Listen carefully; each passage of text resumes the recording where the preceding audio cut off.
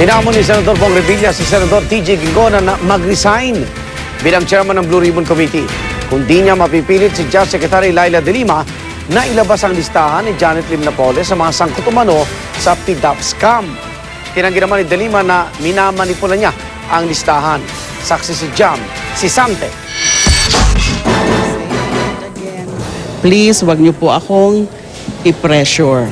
Ang pinakatrabaho ko lang ay yung i-validate. Nalin sa mga nasa listahan na yan, yung may tunay na batayan sa sinasabi ni Mrs. Napoles. The problem with her is that she's too talkative.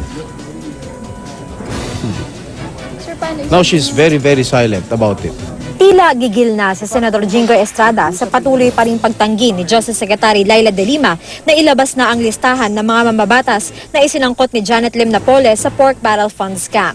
Tulad ni Estrada, yan din ang gustong mangyari ni Senador Bong Revilla.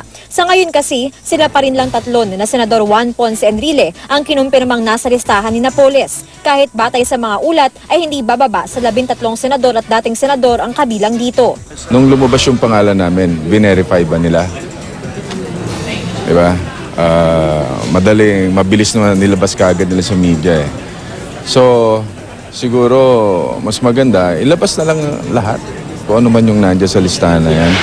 At kaugnay sa napapaulat na pahayag ni De Lima na idedetalye niya lang ang listahan kung utusan ng Senado. Drama, that's all Sarsuela. She can release it on her own. Why wait for the Senate to compel her? Eh siguro baka tinatanggal niya yung mga kalyado niya. That is only the reason that I can think of. Paano ko masasanitay siya? Hindi naman galing sa akin yung listahan na yan. Madali namang tanungin din si Mrs. Napoles kung iniba ko ba o hindi ang listahan niya.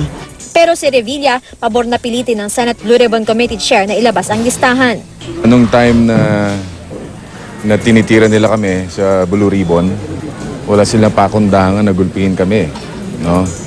Ngayon, I challenge the chairman of the Blue Ribbon Committee. Wala pang tugon dito ang chairman ng komite na si Senador TJ Ginggona na nasa ibang bansa ngayon. Paglilinaw naman ni De Lima, sakaling utusan ng Senate Blue Ribbon Committee na ilabas ang listahan, makikiusap daw siyang hayaan muna siyang gawin ang kanyang trabaho. Sabi naman ng vice chairman ng komite, kung kakausapin niya ang mga senador, then we'll invite her to a caucus and hear her side. Sapagkat siguro may punto rin siya. Ngunit ang kinatatakutan ko is sasabihin ng taong bayan na naku-cover up ito.